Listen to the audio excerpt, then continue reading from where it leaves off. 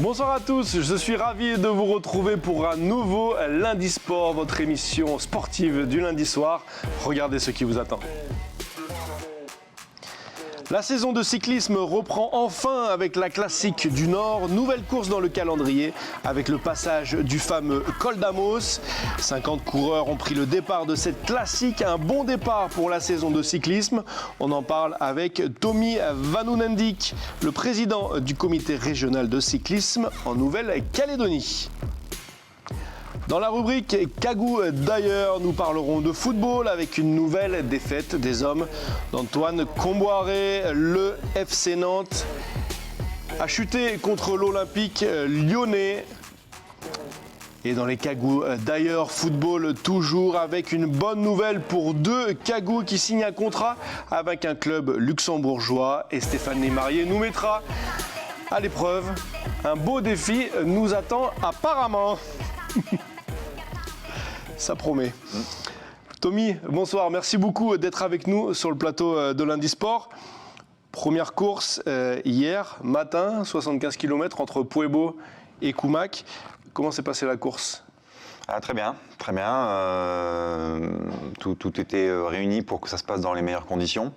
Donc les pluies des derniers jours, dernières semaines ont un petit peu endommagé les routes calédoniennes, partout en Calédonie, c'est comme ça, mais ça va, ça s'est très bien passé, une belle participation, le club était très satisfait, le comité régional également, donc super, tout le monde avait le smile à la fin de la course, donc très très bien, un bel accueil autant de la mairie de Puebo que de la mairie de Koumak, donc on tient à les remercier aussi, les gens de la province et surtout le club de l'Enfer du Nord, donc super. Et on va découvrir les résultats de la course. Podium homme en master, vous allez le découvrir. Le premier en scratch, en plus, c'est Chris Jenner qui s'impose, suivi de Franck Santos et Warren Lelièvre. Et chez les femmes, vous allez découvrir ce podium en senior. Cette fois-ci, Sandra Gerald s'impose en scratch, suivi de Manon Brasseur et Natalia Prado. Je vous propose tout de suite de découvrir et d'écouter les vainqueurs, autant scratch chez les hommes et chez les femmes. Super course, un beau temps, un super parcours, des paysages magnifiques. Donc vraiment une magnifique épreuve. Il y a beaucoup de dénivelé, donc effectivement c'est pas facile. Mais bon, content d'être bien arrivé puis de gagner à la fin. Donc, ça. Une belle course, super bien, un beau temps, une ambiance magnifique. Je veux dire, des bénévoles super, un encadrement excellent. On peut, je pense, pas espérer mieux que ça. La chaleur était au rendez-vous. On a vu aussi le vent. Et donc, oui, c'était chaud. On a eu encore la chance de faire cette époque-là et pas un mois plus tôt. Des beaux vainqueurs, donc les deux vainqueurs autant scratch, donc le meilleur homme, meilleure femme d'hier. Il faudra compter sur eux pour le reste de la saison ? Oui, complètement. Même si chez les garçons, tout le monde n'était pas, même chez les féminines, il y en a quelques-uns qui n'avaient pas fait le déplacement pour des raisons diverses. Mais donc tout le monde, tous les meilleurs, il en manquait 2-3, mais pas plus que ça. Donc mais on sent déjà les forces en présence, les plus forts, il n'y a pas de souci. Alors je précise qu'en deuxième au scratch, c'est Céline Hirzel, en deuxième scratch. Okay. Et troisième, Manon Brasseur. Ok, ça marche. Cette course, la Classique du Nord, c'était la première édition de cette Classique du Nord. Oui. Est-ce qu'on peut dire que ça va devenir une classique ? C'est ce qu'on espère, je pense, avec le club organisateur qui est l'Enfer du Nord, c'est ce qu'on souhaiterait en fait. Donc nous on les pousse dans cette direction et je pense qu'au vu du succès de cette première, c'est encourageant justement dans ce sens-là, à ce que ça se perdure et dans le calendrier ça reste ancré en première date de la saison. Je pense que c'est un beau symbole, c'est ce qu'on a voulu marquer dans ce nouveau calendrier qu'on a mis au point. Et voilà, donc on espère. Alors peut-être qu'il y aura des petits aménagements justement par rapport à cette première où il y a toujours des enseignements à tirer, mais voilà.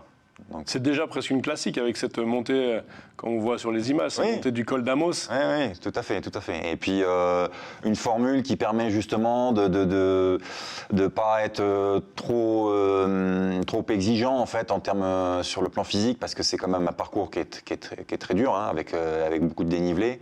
Je crois qu'il y a en cumulé plus de 1200 mètres de dénivelé, donc voilà. Et puis des descentes qui sont très techniques.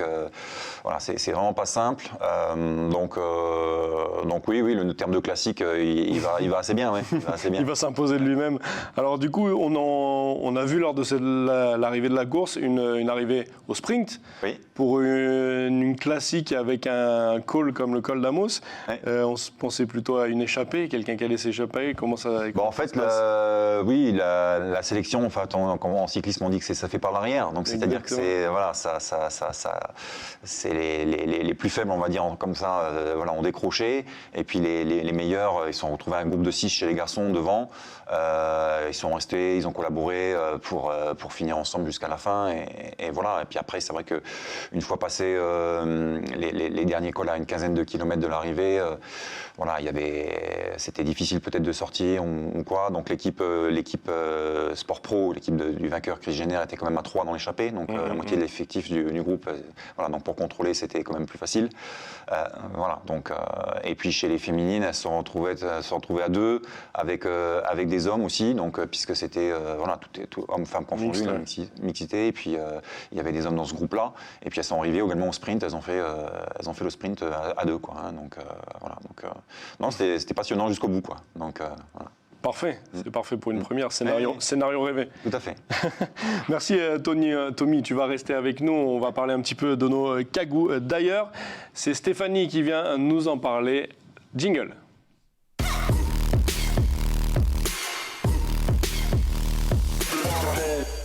Bonsoir messieurs. Salut Steph. Alors ce soir dans ma chronique Les Cagous d'ailleurs, nous allons parler de football essentiellement. Ça va te faire plaisir Adrien.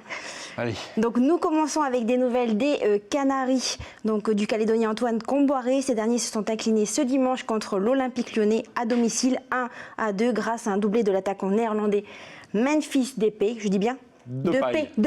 Ouh là là, tort pour moi, Depay. Donc après cette 3e défaite d'affilée, le FC Nantes s'enfonce encore un peu plus, je dirais. Donc bien sûr, pour Nico, il faut savoir que ils s'enfoncent un peu plus, mais ils conservent quand même la 19e place. Donc l'avant-dernière. Voilà, l'avant-dernière. Donc en tout cas, pour Nicolas, donc justement, Palois, défenseur du FC Nantes, d'ailleurs c'est lui qui a marqué le but contre Lyon, à la 60e minute lors d'un corner. Donc pour lui, donc même s'il a des regrets, il a dit, je cite, que l'état d'esprit était là, la combativité aussi. Si on refait ce type de prestations sur les prochains matchs, on va s'en sortir. Donc il reste quand même confiant. Il faut, je pense. Oui, s'il veut s'en sortir. Donc en tout cas, le technicien Cougnier, donc il partage bien sûr ses regrets, cette frustration, et il a même ajouté par contre que les jaunes et verts n'ont plus aucune excuse. Il faut qu'ils gagnent à tout prix. Donc je vous propose qu'on l'écoute. Hop. Te prends pas les pieds dans le ballon. Alors je remets un peu au début, parce que comme tu as parlé en même temps. De toute façon, il ne faut pas se voiler la face. J'ai dit aux joueurs maintenant. Autant on avait des excuses en jouant Rennes et Lyon. Ils sont plus forts que nous. Ils jouent l'Europe, la Ligue des Champions, voire le titre pour Lyon. Mais maintenant, les 5 équipes qui viennent, voilà, on doit faire ce qu'il faut pour les gagner, ces matchs-là, et aller chercher le maintien. On n'a plus aucune excuse. Voilà, on est face à nos responsabilités, il faut assumer ça. Et pour les gagner, il faudra donc bien défendre. Mais il faudra des attaquants, il faudra donc des joueurs offensifs, il faudra jouer. Même le nul rapportera pas grand-chose, mais ce n'est qu'un point. Nous, il nous faut des victoires maintenant. Voilà. Il faut trouver un bon équilibre, mais surtout il faut une mentalité. Il faut être un tueur, excusez-moi du terme, mais c'est ça. C'est ce qui nous manque aujourd'hui. Avec plus de confiance, certainement. Il a raison. J'aurais dit pareil. En tout cas, leur prochain match, ça sera contre Strasbourg. Donc le 25 avril, dimanche 25. Strasbourg qui sont quand même 14e. Donc ça va être pas facile quand même. Enfin, Oui, ça va pas être facile, c'est sûr. Tous les matchs ne vont pas être faciles, je pense, pour Nantes. Surtout avec la pression. C'est ça. Enfin, donc, je voulais vous parler d'un autre Kagou, en fait. Après quelques années passées en France, en Belgique, suivi d'une aventure au Portugal, le gardien, donc justement, calédonien Jean-Gilles Namouko, donc, a posé ses valises au Luxembourg, donc en intégrant le FC Alisson-Sia, ou Tia Alisson-Sia Stenzel, donc division 2. Donc avec qui il évoluera pendant 2 ans. Donc il ne sera pas dépaysé parce qu'il avait déjà fait des remplacements dans 2 autres clubs luxembourgeois, comme celui donc justement de Jong Leinster, toujours en division 2. Et puis surtout, en intégrant ce club de 2e division, il va évoluer aux côtés d'un autre Calédonien, donc Joris Men, qui lui est latéral droit et qui a signé donc toujours pour la même équipe un contrat de 3 ans. Okay, donc les 2 Calédoniens, donc ils avaient atteint avec la sélection calédonienne d'ailleurs la finale des Jeux du Pacifique en 2019, donc Samoa. Donc ils se connaissent en fait. Hein. Okay. Donc voilà, là on a justement donc Jean-Gilles Namouko et ici donc on a Joris Men. Ok, bah, c'est une bonne nouvelle ça. C'est une bonne nouvelle. Super, merci beaucoup Steph. C'est moi. Merci, tu reviens en fin d'émission? C'est ça, pour le défi. vous mettre au défi. Ah super, ça promet. Retour avec Tommy, président du comité régional de cyclisme de Nouvelle-Calédonie. On a vu en première partie, gros succès pour cette première épreuve, 50 participants. Comment se porte en général le cyclisme en Nouvelle-Calédonie ? Il est en reconstruction, je dirais. Je pense que voilà, c'est un terme qui semblerait assez approprié. On a été à un très haut niveau avec des champions de France, des champions du monde, même champions olympiques, avec sur piste notamment, si on parle de Laurent Gannet. Voilà, donc ça a été les heures glorieuses du cyclisme calédonien. Avec même des coureurs professionnels, certains voilà, sur route, qui étaient et puis après il y a eu un passage à vide. Il y a quand même eu je pense à Thierry Fonder qui a gagné le Tour de Calédonie il n'y a pas si longtemps que ça, je crois que c'est 2016 il me semble, donc c'est pas si vieux, mais voilà, depuis à peu près ces années-là, voilà, et là on a l'année dernière deux jeunes notamment, il y avait Florian Barquette qui était le seul qui avait réussi un petit peu à tirer le haut du panier, et puis on a Ryan Lachny et puis Hugo Pommelet qui sont partis l'an dernier. On avait décelé un fort potentiel chez eux et par mes prédécesseurs en poste au comité, et le choix, les conseils et leur volonté à eux surtout de poursuivre et faire une carrière dans le haut niveau cyclisme, quoi. Okay. Voilà. Alors du coup, aujourd'hui, en Nouvelle-Calédonie, on en est à 450 licenciés, à peu près, 13 clubs, oui. Ici en Nouvelle-Calédonie. L'objectif du comité actuel, quel est son objectif justement? Plus de licenciés, plus de clubs, c'est quoi Ça rejoint un petit peu ce que je disais tout à l'heure, c'est-à-dire la reconstruction, c'est-à-dire essayer d'allier à la fois, en fait, parce qu'en fait on voit que le vélo sous toutes ces différentes disciplines est assez pratiqué en Calédonie, hein. Donc on voit sur les sites de VTT, que ce soit sur Deva ou dans le sud, ou même en province nord, ça va se développer aussi. Voilà, donc le cyclisme est pratiqué, que ce soit du VTT, un peu moins la route, mais ça revient un petit peu, mais voilà, donc chez les jeunes donc sur une forme randonnée, balade, et puis un peu moins en compétition, mais voilà, il faut qu'on arrive aussi à reconstruire en fait ce socle de pratiquants qui prennent goût un petit peu à se piquer au jeu, à la compétition, pour refaire émerger en fait une élite et faire avoir des sélections pour aller au championnat de France, pourquoi pas. L'objectif aussi c'est de mettre le cyclisme au Jeux du Pacifique. Ouais. Alors peut-être pas les prochains, mais ceux qui seront normalement prévus sur Papeete, en Polynésie. Donc voilà, ça c'est un objectif aussi avec la Fédération tahitienne de cyclisme. Voilà, et donc il faut cette reconstruction-là, construite sur la masse, sur le volume des pratiquants, pour détecter en fait des futurs champions, quoi. Et championnes, parce qu'il y en a aussi, la féminisation de notre sport est indispensable, comme dans beaucoup, et on n'est pas trop mal lotis. J'en discutais avec les responsables de la fédération par rapport à ça, et la part des féminines dans nos licenciés était assez, elle est peut-être la meilleure de toutes les régions France et Outre-mer, quoi. Ok. Voilà. D'accord. Et le cyclisme, on parle du cyclisme, on parle sur route, on a parlé VTT, mais il n'y a pas que ça. Il y a 5 disciplines qui se font ici en Nouvelle-Calédonie. 5 disciplines pratiquées. On les voit là à l'écran, la route, la piste, le VTT Cross, le VTT Enduro et le BMX. Alors, quelle place prend dans la fédération, enfin dans le comité régional plutôt, chaque discipline? C'était plus ou moins la tendance du développement fort du VTT jusqu'à ces dernières années. Là, depuis l'année dernière et cette année, on voit une remontée de la pratique sur route. Donc on l'a vu, on l'a constaté ce dimanche avec la Classique du Nord. Voilà, donc on espère aussi que la route et les VTT vont revenir un petit peu à l'équilibre. Donc ça serait super d'avoir un équilibre de pratiquants et de licenciés en fait à 50-50 à peu près VTT et route. Et on mise aussi beaucoup d'espoir et on a de gros objectifs sur le BMX parce qu'on voit ce qui se fait au plan national et puis international. Le BMX, c'est vraiment chez les jeunes quelque chose qui est très attractif et qui n'empêche pas d'aller après vers d'autres disciplines du cyclisme, que ce soit la piste, que ce soit la route, parce que ça a des qualités d'explosivité. Voilà, donc le BMX, je pense qu'il y a beaucoup à faire. Et, qui est un sport olympique, le BMX. Qui est devenu un sport olympique et la France est a des champions olympiques tout à fait. Ouais. Donc voilà. Donc ça a développé. Ça a développé et on a comme projet, il y a un projet qui est dans les tuyaux d'avoir une vraie piste de BMX race, puisque dans le BMX en fait il y a 3 disciplines, il y a le freestyle, il y a la race et puis il y a le flat. Donc voilà, donc même dans le BMX il y a plusieurs disciplines. Okay. Mais le BMX race aujourd'hui c'est sur des pump tracks, donc des installations assez petites je dirais. Mais le BMX race c'est vraiment déjà une piste beaucoup plus importante. Okay. C'est celle-là qui est olympique. Ok, et l'objectif c'est de l'avoir ici en Nouvelle-Calédonie? C'est d'en construire une première, et pour justement continuer dans ce développement-là. Sur les communes de Nouméa et d'Ambéa, il y a des pump tracks, on voit tous les week-ends.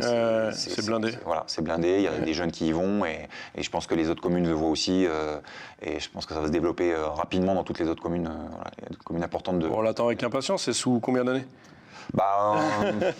C'est toujours difficile de répondre. C'est un peu difficile d'avoir de la visiter sur les projets, mais je pense en tout cas nous ça nous tient à cœur de pouvoir mener ça et on fera tout en tout cas pour y réussir. Ok. La saison est lancée avec cette première course, la Classique du Nord. Qu'est-ce qui nous attend? Dès le week-end prochain, on a un VTT et puis à nouveau une course sur route. On a aussi des soirées pistes, ce qu'on appelle des soirées pistes au vélodrome de Majata, à côté de Noumadélé, notre vélodrome, un petit peu vieillissant, mais voilà. Qui est toujours là et qui nous sert malgré tout. Donc voilà, et puis on continue justement à avoir. On a les jeunes du pôle espoir et du centre territorial d'entraînement qui s'entraînent 2 fois par semaine sur cette installation, donc qui est vraiment un outil pour les jeunes et qui les sécurise, et même les féminines qui débutent et autres, les clubs ont cet outil à disposition. Donc voilà, donc là les soirées pistes qui vont commencer aussi tous les mardis normalement, et puis tous les week-ends il y a soit du VTT, soit de la route. Voilà, donc ça s'enchaîne. Tous les week-ends il y a des compètes de vélo. Pratiquement. Ça marche. Le Tour de Calédonie. Voilà, on a le Tour de Calédonie VTT, ce qu'on appelle la X Calédonia VTT, qui sera du 13 au 16 mai. Voilà, donc plutôt sur la province sud, désolé, mais voilà, donc c'est sur Bourret, parce que ces sites VTT c'est assez compliqué aussi à tracer, c'est beaucoup de travail pour les balisages, etc. Donc on s'appuie sur des pistes déjà, voilà. Et puis sur le mois d'octobre, comme l'an dernier, la formule en mixité autour d'elle et le Tour cyclo du Caillou, qui seront reconduites en même temps, voilà. Ok, pour le Tour de Nouvelle-Calédonie. Voilà, Tour.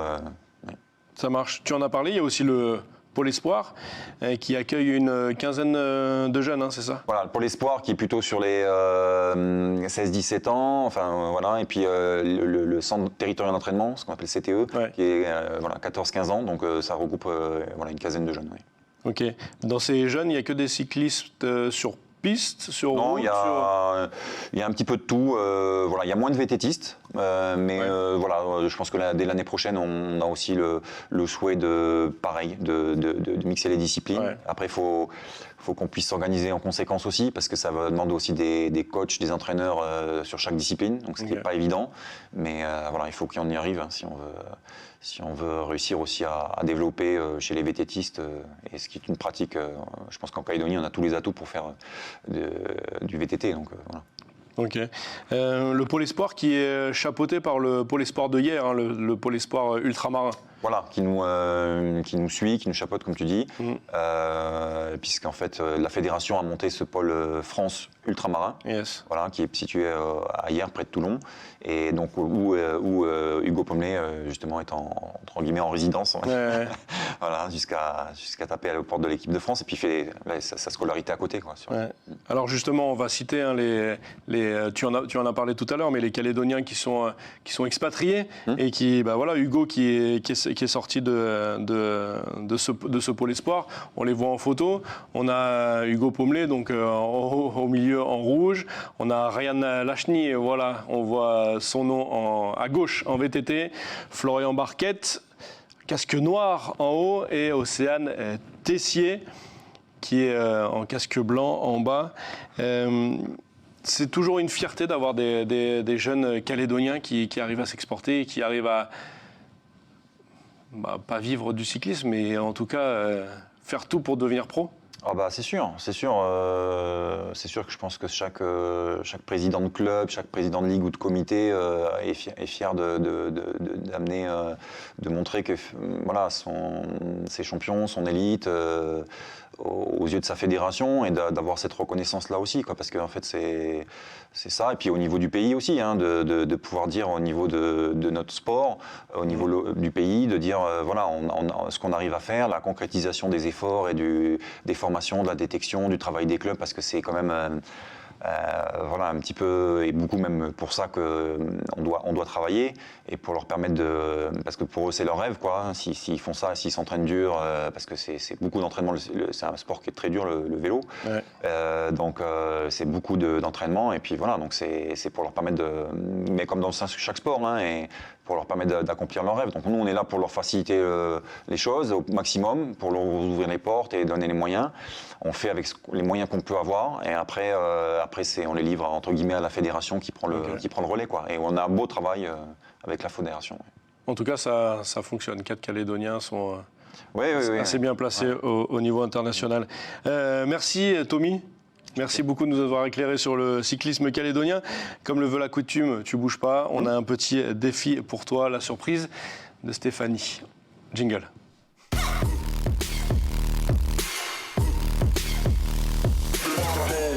Allez, dis-nous tout, Steph. Ah donc du coup, tu en as parlé, hein, le Quick Fit. Alors le Quick Fit... Donc, On l'a vu dans le sommaire surtout. Voilà, donc vous allez devoir J'étais pas préparé courir à ça. donc, sur place. Donc c'est aussi vite Courir que sur possible. place. Oui, voilà, vous allez voir des images, donc vous allez devoir courir sur place aussi vite que possible, tout en gardant bien sûr le buste bien droit.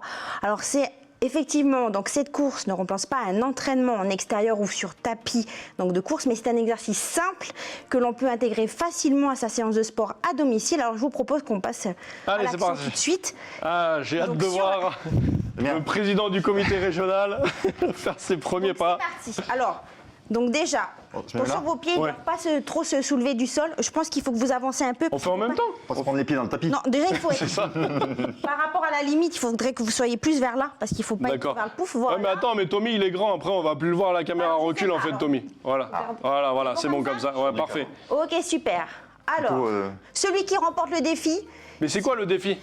c'est de refaire la même chose que vous venez de voir là. Oui. Sur place, vous courez comme ça. Ok. Donc, aussi vite que possible. Et toi, tu juges qui va remporter? Celui qui gagne, c'est celui qui tient le plus longtemps. C'est Ah pas ouais, non, mais compliqué. attends, mais on va tenir jusqu'à demain matin, nous. Non, alors il reste combien de temps? Moi, je suis enregistré, je suis. Tes affaires. parce que- Ouais, voilà, c'est ça. C'est bon? T'as compris? Donc, allez, buste c'est parti. bien droit, et puis on lève légèrement les pieds. Hein. Allez, on court, c'est parti! C'est n'importe quoi. Il y a des avantages quand même, je rappelle, à courir sur place. Déjà, ça permet de s'échauffer avant la séance de sport. Ça permet d'améliorer son endurance. Adrien, tu deviens tout rouge déjà. Hein. Non, mais c'est n'importe quoi. De raffermir, courir, hein, tu cours. On court. Je suis désolé, Tommy. Donc, de raffermir ses cuisses et ses fessiers. Si, ça va pour l'instant, je pense. Je pensais pas qu'on allait faire ça en te faisant venir. Voilà, allez. J'ai un petit avantage à être ancien cycliste quand même. Eh, moi, Allez, j'ai allez, arrêté c'est par contre. Adrien, si tu arrêtes, tu perds. J'ai mal aux cuisses. Bah oui, c'est normal. Ah oui, t'es un ancien cycliste. Tu faisais quoi, la route? La route. Donc j'ai un peu de. On lève pas trop ses pieds, Adrien, hein, les talons. Ah bah Adrien, tu as perdu. Ouais, bah attends, c'est bon. Bravo. Bravo, Adrien, Tommy. hein, Toi qui fais de la boxe, dis donc. Reviens, Steph. Ouais, mais ça fait longtemps. Il y a eu confinement, tout ça. Enfin, Reviens. bref. Non, tu l'as essoufflé, on va pouvoir parler. Exactement, je Il vais est plus souvent pouvoir essoufflé parler. lors des défis. Allez, oh, Steph. Merci beaucoup, Mais moi Tommy, aussi. d'être venu sur le plateau. Merci Avec beaucoup, grand Steph, plaisir. pour ce défi que je ne retiendrai pas dans ma tête. Ah. Désolé pour ça, en tout cas, Tommy. Non, Je ne la contrôle pas. J'allais dire je la contrôle plus, mais je l'ai jamais contrôlée. donc, C'est ça. la semaine prochaine, nous, on se retrouve avec une émission escalade. Un Tommy en chasse un autre, puisque ce sera Tommy Papin qui viendra nous parler de son sport, l'escalade de vitesse. Il va partir, lui, pour le championnat de France. Il nous parlera de tout ça, en tout cas. Merci beaucoup, Tommy. Merci. Et je voulais remercier aussi Jonathan Berger de l'association L'Enfer du Nord pour toutes les images de cyclistes que vous avez vues. Aujourd'hui, tata la bande, à la semaine prochaine.